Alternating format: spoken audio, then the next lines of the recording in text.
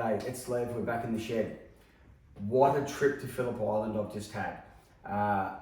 That video you just saw then was the back half of my fastest lap. Coming over Lukey, through MG, short shift from third into fourth, before the tip in for 11. I'm getting into fifth quicker, and what I've been able to do is get myself into top gear and really start to be revving the thing as I'm going through sixth.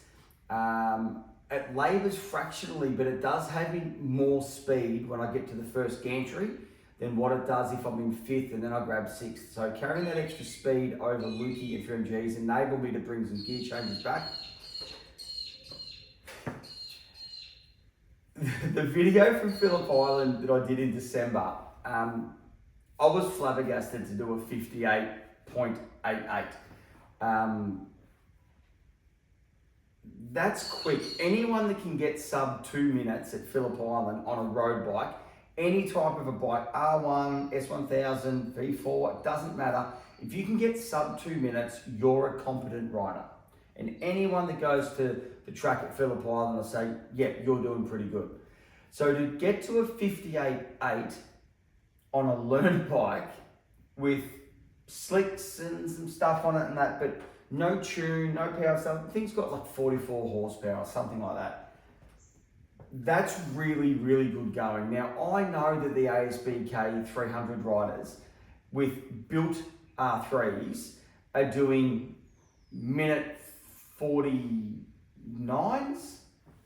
I think the lap record might be like a high 47 or something like that. Doesn't really matter.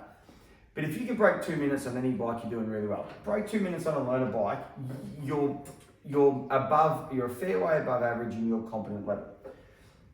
When we got there on the first day, things were going pretty well, and I got myself down to a 58.2. And I'm like, this is awesome. I think I did that in the third session, maybe. Anyway, I had a heap of laps that went really, really well. But the second session is, the second day is just where everything just aligned for me. The video I did last month for the Phillip Island recap, where I had my whinge about bigger bikes parking themselves in the corner and stuff like that. I was in yellow group on the first day, and it was a hectically busy group, and it was the same thing all over again. Like guys just parking themselves in the corner, guys that don't want to go and learn how to learn your lines and how to ride a track properly. So they're just all over the place, like mega dangerous because they don't know where they should be on a track. So they're in the wrong spots and they're cutting your nose off and stuff, doing things that make zero sense. I went and spoke to the crew that runs it, and Justin and I he's one of the guys that you meet at check-in normally. He rides a Ninja track bike. We were out there in a session together, and I went up and I said, oh, look, I want to change the stuff. And he said, are you on the white CF? I said, yeah, I am. He said, absolutely. I could not keep up with you. So you're fast enough. Let's whack you up into the green group. So the next day when I went into the green group, straight off the bat, I broke a minute 58 in the very first session. Second session, I got down to 57.1. I'm like, this is great. I'm loving green group because the guys can ride. They're not in my way. I'm able to carry heaps more corner speed because guys aren't parking themselves in the corner in stupid spots. But third session. I'm going to whack this off on the screen now for you to have a look at. Have a squiz at these details here.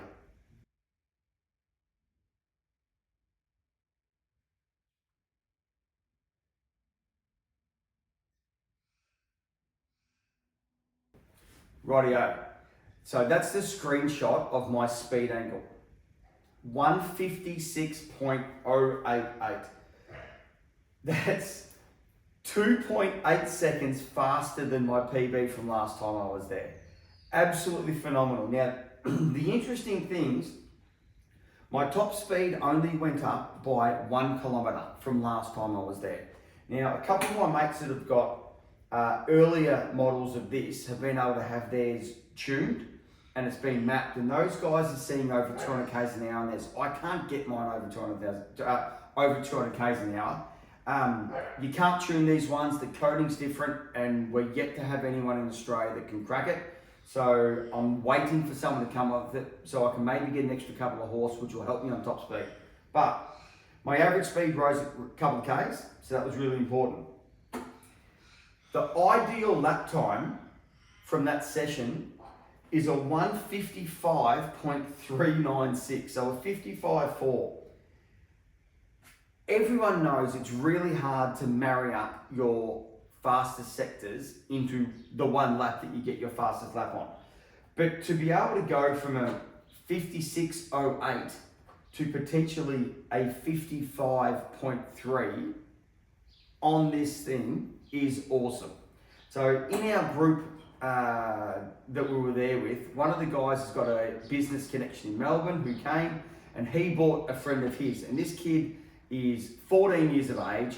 He won a couple of rounds in ASBK 300 in Australia last year, and does Asia Talent Cup as well.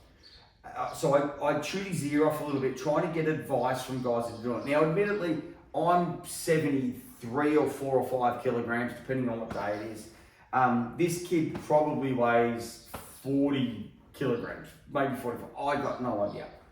So when you're carrying less weight, it certainly makes a big difference. But one of the things he spoke about was previously when he'd be going around the last corner at Phillip Island, he'd be off the bike so far and he could drag his elbow. Now, it's a left corner, not a right corner, but anyway.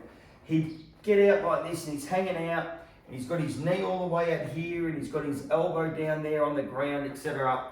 He said, this kid's 14. And he said, it looks awesome for a photo. But what I found was, on the laps when I went around the last corner, and I slid around the corner, the edge of the bike, I rolled over it, and I pulled my arm in like that, inside my knee, I was 0.2 of a second faster on those laps with just that movement. Being skinnier on the bike, on these lower capacity bikes, is imperative to try to have more speed. The fact that my top speed basically didn't change, my average speed's gone up at quite a few kilometers. I'm braking later in the corners, and I'm carrying a lot more speed through the corner. I would much prefer to pick up some time on the straight where my bike is upright and I'm skinny and I'm doing 190, even 150 Ks an hour or something like that in different spots, then pick up 0.2 of a second when I'm in a corner and I'm doing 70 kilometers an hour through a hairpin or something like that. Being faster in the areas that it's faster make a difference. Having your bike upright and being able to brake later and then be able to trail brake into the corner, so you're still braking as you started to turn, and then you're off the brakes and you're accelerating out. Picking up that extra time of high speed is going to give me a better lap time, and it certainly worked. So to get myself to a 156.08, let's call it a 56 flat just for fun, is just amazing. I can't get over how good this bike is. Ages ago I spoke about, I had something special coming. It didn't come to fruition, unfortunately. I had some issues with the importer, and I don't know what I'm going to buy. I don't know what I'm going to buy as my next larger capacity bike. But in the interim, I'm thoroughly enjoying what we're doing here. We've got a company making race glass for us, which is going to be great. I've got a few other things. So it's the end of our riding season here in Australia. I've got a few things to work on over winter. I will get the brakes updated like I said I was going to. I'm really enjoying riding this. I'm enjoying getting a lot of track days out of a set of tyres. Interestingly, after I did that 56, the next session I went out, I came out of MG, I flicked left through 11 and cracked it on, and the bike just squiggled a lot. I'm like, oh, that's like, it's not normal to get that much squiggle, especially on a low capacity bike. Down the straight, through one, I was coming out of Southern Loop and it did the same thing, and I'm like, rightio, back tyres gone. I only had, at my guess, 3 laps to go before the session finished. So instead of coming in, I decided to stay out there. And I thought, just back off and take it easy so that you don't cause yourself any mischief, and we'll get a tyre change when we get inside. So I backed off. Those 3 laps when I backed off with a bad tyre were all below 58.4.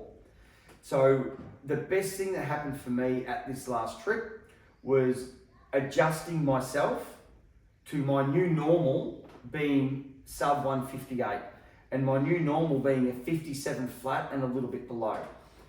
So those changes to my understanding of the track and the bike and my riding ability at the time meant I was able to back off, feel a lot safer with a tyre that was absolutely gone, and still be faster than my PB from the last trip. And like, that's just, it just blows my mind. So I'm having a lot of fun.